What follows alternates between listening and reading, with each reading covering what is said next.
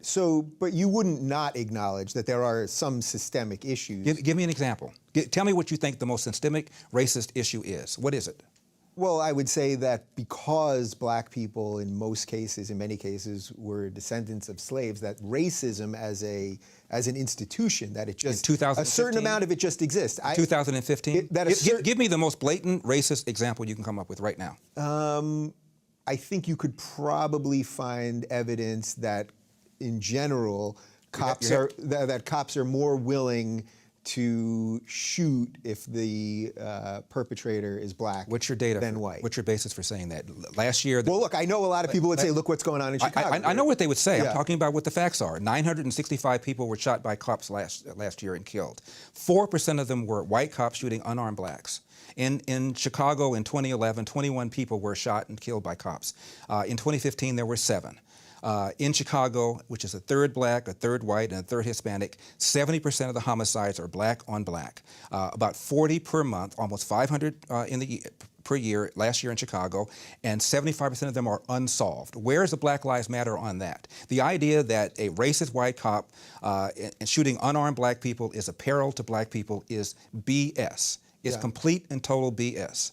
And the reason for these so-called activists saying this is the assumption that racism remains a major problem in America. The media, CNN, especially MSNBC, runs down whenever a black cop shoots somebody, and it's some march on Washington. It's ridiculous. Black people, half the homicides in this country are committed by and against black people. Last year there were 14,000 homicides. Not talking about suicides, I'm talking about homicides. Half of them were black, 96% of them black on black of that 7,000. Where's the Black Lives Matter people on that? So there's where you would say that this is purely because of social justice. This is purely because they want ultimately for people to be angry enough to just keep voting Democrat. That's right. And where's the evidence of a lack of social justice? When a black suspect is killed by a cop, believe me, the media is on it. People are watching it, and justice will, for the most part, occur. In Baltimore, where Freddie Gray was killed, Freddie Gray died in a van. I shouldn't say was killed. Died in a van. Yeah. You have a city that's 45% black. City council is 100% Democrat. The majority of city council is black. The top cop at the time was black. The number 2 cop was black. The majority of the command staff is black. The mayor is black. The AG is black. And yet here we are talking about racism. I mean, it's absurd. Yeah. It's absurd. So it's funny, I find myself caught in between this a little bit as a liberal, where I want to always try to defend the other. So in this case, the other being black people, I'm always sympathetic to that.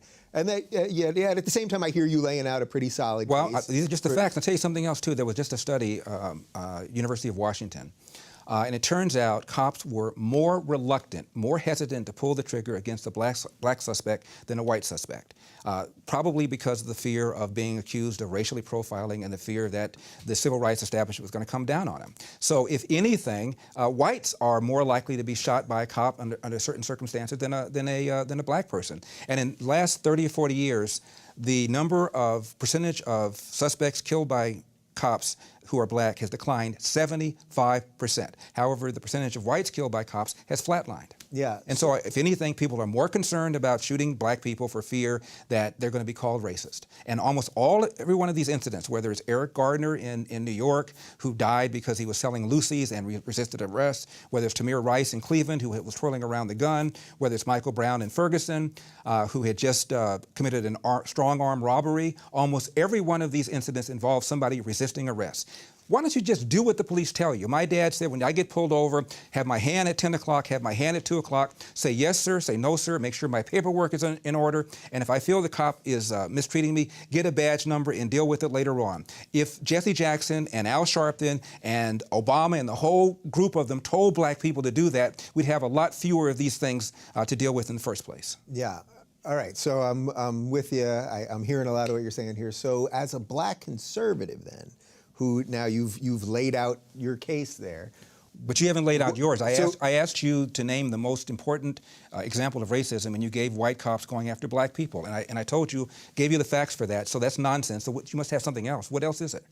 If you think racism remains a problem in America, give it to me. Well, I think it remains a problem. Give it to me. It may not be systemic in that it's not like you're not being hired because you're black, there's no systemic reason, legal reason that exists, that kind of thing. But I think that racism as a general theory exists. I need some specifics. You gave me the white cop thing. What else? Give me another example where you think is a problem.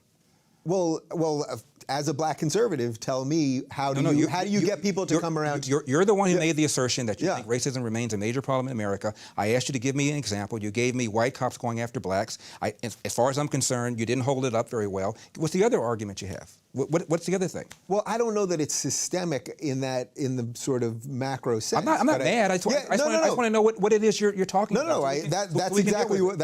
Believe me, that's 100% why I wanted to have you. Blacks are not getting into school. BS. We have a race. We have affirmative action. So a black person with an SAT and a GPA of X will get into a school faster and easier than a white person with an SAT or a GPA of X. And if going to school is a route to the middle class, you can make an argument that blacks have an easier route to the middle class. If you're talking about about poverty, the poorer you are, the more accessible loans and grants are for you.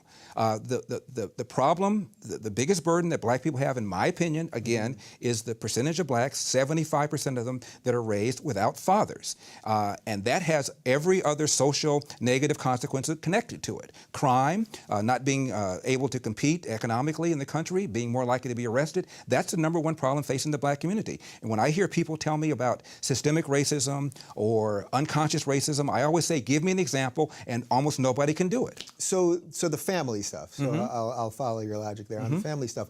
What can actually be done about that then? I mean, because that's a big reverse the welfare state. In 1890, 1900, you look at census reports. A black kid, believe it or not, was slightly more likely to be born to a nuclear intact family than a white kid.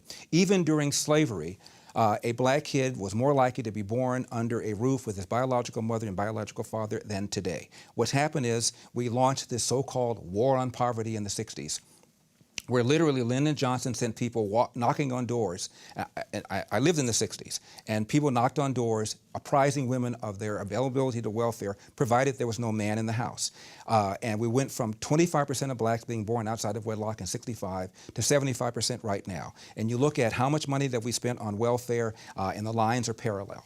It was a neutron bomb dropped on this country, not just on the black community, but on people in general.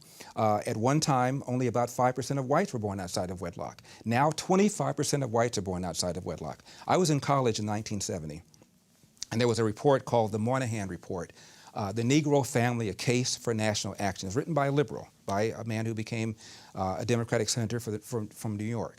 And at the time, 25% of black kids were born outside of wedlock. He said, my God, this number is horrific. If we don't do something about it, it could get even higher. Well, fast forward, 25% of white kids are now born outside of wedlock. It is the number one problem in this country, and what we've done, in my opinion, is we've economically incentivized women to marry the government, and we've allowed men to abandon their financial and moral responsibility. And now we have this.